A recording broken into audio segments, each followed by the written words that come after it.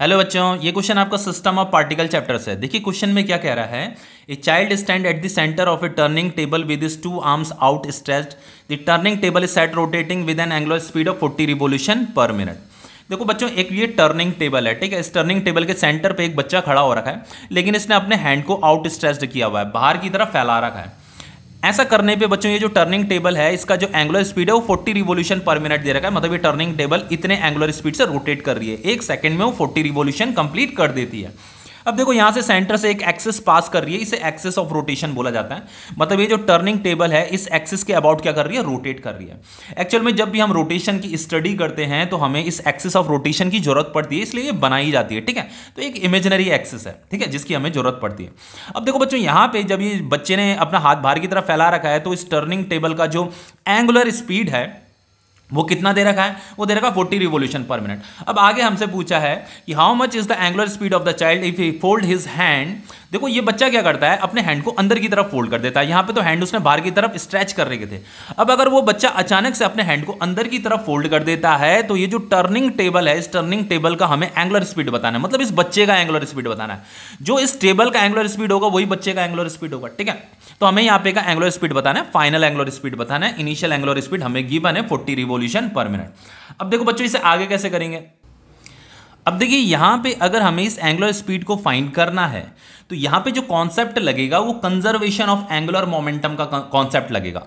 क्योंकि हमें पता है कि यहां पे जो एंगुलर मोमेंटम रहेगा, दोनों ही केसेस में जो एंगुलर मोमेंटम रहेगा वो कंजर्व रहेगा, वो कांस्टेंट रहेगा। वो कांस्टेंट इसलिए रहेगा क्योंकि ये जो आपका टर्निंग टेबल है, ये जो सिस्टम है, इस सिस्टम पे कोई भी बाहर से एक्सटर्नल फोर्स नहीं लग रही है, एक्सटर्नल फोर्स भी नहीं लग रही है और कोई फ्रिक्शन भी नहीं है। यहां पे देखो, यहां पे क्वेश्चन में क्या लिखा है, assume the turning table rotate without friction. ये जो टर्निंग टेबल है, ये जो रोटेट कर रही है बच्चों, ये विदाउट फ्रिक्शन रोटेट कर रही है। मतलब इसके मोशन को कोई भी फ्रिक्शन अपोज नहीं कर रहा है, समझ रहे हो।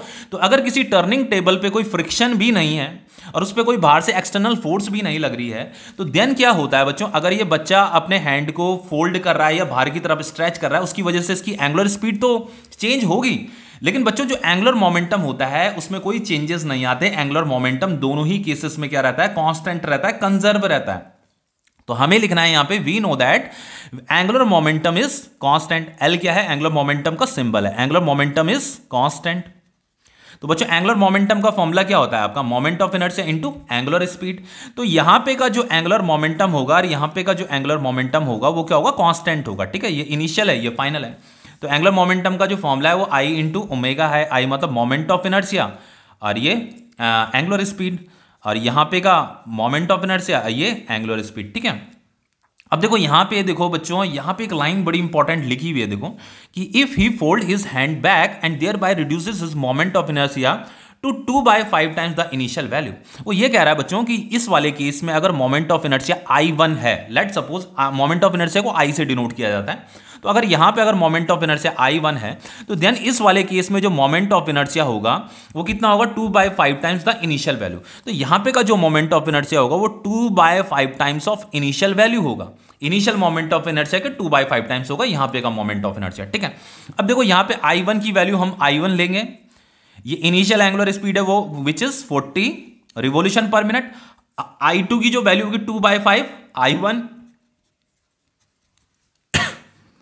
और ये जो फाइनल एंगुलर स्पीड है यही तो हमें फाइंड करनी है। ये फाइनल एंगुलर स्पीड हमें फाइंड करनी है। तो ये I1 से I1 कट जाएगा, तो जो फाइनल एंगुलर स्पीड आएगा वो आएगा आपका 40 × 5 डिवाइडेड बाय 2। ये यहाँ पे 20 आ जाएगा। 20 × 5 कितना हो जाएगा, 100 रिवोल्यूशन पर मिनट। बच्चों यहाँ पे का जो फाइनल एंगुलर स्पीड आया वो 100 रिवोल्यूशन पर मिनट आया। इनिशियल कितना था, 40 रिवोल्यूशन पर मिनट था।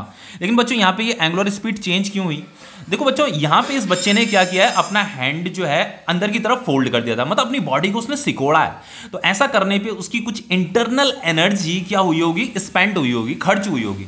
देखो बच्चों जब हम अपनी मसल्स को सिकोड़ते हैं ना, तो मसल सिकोड़ने पे हमारी कुछ इंटरनल एनर्जी खर्च होती है। तो वो जो एनर्जी खर्च हुई है वो एनर्जी जो है इस टर्निंग टेबल को in the form of kinetic energy provide हो जाती है, मिल जाती है, जिसकी वजह से काइनेटिक एनर्जी बढ़ जाती है, इंक्रीज हो जाती है। काइनेटिक एनर्जी अगर इंक्रीज होगी तो इसकी एंगुलर स्पीड भी क्या होगी, इंक्रीज होगी। इसीलिए यहां पे एंगुलर स्पीड क्या हो रही है, इंक्रीज हो रही है, ठीक है। इतना समझ में आ गया। अब देखो यहां पे अभी हमें एक चीज ये भी प्रूफ करनी है कि so that the child new kinetic energy of rotation is more than the initial kinetic energy of rotation. Suppose करके यहां पे जो काइनेटिक एनर्जी है बच्चों, ये फाइनल काइनेटिक एनर्जी है, और यहाँ पे की जो काइनेटिक एनर्जी है वो इनिशियल काइनेटिक एनर्जी है, ठीक है। 1 का मतलब इनिशियल, 2 का मतलब फाइनल। लेकिन हमें ये प्रूफ करना है कि जो फाइनल काइनेटिक एनर्जी है चाइल्ड की वो ग्रेटर है देन इनिशियल काइनेटिक एनर्जी, ठीक है। यही तो प्रूफ करना है, child new kinetic energy of rotation is more than initial kinetic energy of rotation. अब देखो बच्चों, काइनेटिक एनर्जी का जो फॉर्मूला होता है वो क्या होता है, half moment of inertia into omega का स्क्वायर, ओमेगा मतलब एंगुलर स्पीड। तो सबसे पहले इनिशियल काइनेटिक एनर्जी से फाइंड कर लेते हैं, हमें ये प्रूफ करना है कि ये ग्रेटर है और ये छोटा है, ठीक है। तो ये हो जाएगा हाफ I1 ओमेगा 1 का स्क्वायर। तो ये जो इनिशियल काइनेटिक एनर्जी है वो हो जाएगा हाफ I1 की वैल्यू को हम I1 ही लेंगे, ठीक है, I1। और ये जो ओमेगा 1 है बच्चों, ये कितना हो जाएगा, देखो ओमेगा 1 कितना निकाला था हमने, ये 40 रिवोल्यूशन पर मिनट है। तो ये 40 का होल स्क्वायर, तो ये फाइनली कितना हो, 40 का होल स्क्वायर मतलब 40 इंटू 40, ठीक है। तो यहाँ पे ये 20 आ जाएगा। तो ये काइनेटिक एनर्जी जो इनिशियल है वो हो जाएगा 40 इंटू 20 कितना हो जाएगा, 800 I1। तो इनिशियल काइनेटिक एनर्जी आ गया। तो उसी तरीके से हम फाइनल काइनेटिक एनर्जी भी निकाल लेंगे, फॉर्मूला यही होगा, ठीक है। Final kinetic energy is equal to हो जाएगा ये मोमेंट ऑफ इनर्शिया फाइनल और ये एंगुलर स्पीड फाइनल का स्क्वायर। तो ये हाफ I2 की वैल्यू कितनी है, 2/5 I1। तो यहाँ पे लिखिए 2/5 I1। और ये ओमेगा 2 कितना निकाला था हमने बच्चों, ये निकाला था 100 रिवोल्यूशन, ठीक है। तो ये 100 इंटू 100 आ जाएगा यहाँ पे। तो ये फाइनली 2 से 2 कट जाएगा, यहाँ पे 20 आ जाएगा। 20 इंटू 100 कितना होता है, 2000 होता है। यहाँ पे I1 भी आएगा, ये वाला I1। तो बच्चों ये फाइनल काइनेटिक एनर्जी आपका निकल गया। देखो यहाँ पे देखो, initial kinetic energy 800 times of I1 आ रहा था, और ये जो फाइनल काइनेटिक एनर्जी आ रहा है वो 2000 टाइम्स ऑफ I1 आ रहा है। इसका मतलब ये जो फाइनल काइनेटिक एनर्जी है वो ग्रेटर है इनिशियल काइनेटिक एनर्जी से। यही तो हमें प्रूफ करना था।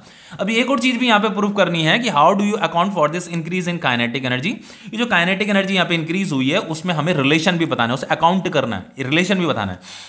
तो उसके लिए हम क्या करेंगे, इन दोनों काइनेटिक एनर्जी को डिवाइड कर दीजिए, अगर इनके बीच में रिलेशन फाइंड करना है तो ये final kinetic energy divided by initial kinetic energy is equal to, final kinetic energy कितना है 2000 times of I1, initial kinetic energy कितना है 800 टाइम्स ऑफ I1। I1 से I1 कट जाएगा, 0 से 0 कटेगा, जब 20 डिवाइडेड बाय 8 कितना होता है बच्चों, 2.5 होता है, ठीक है। तो ये फाइनल काइनेटिक एनर्जी जो आ रहा है वो आ रहा है 2.5 times of initial kinetic energy. तो ये क्वेश्चन आपका कंप्लीट हो गया है, ओके।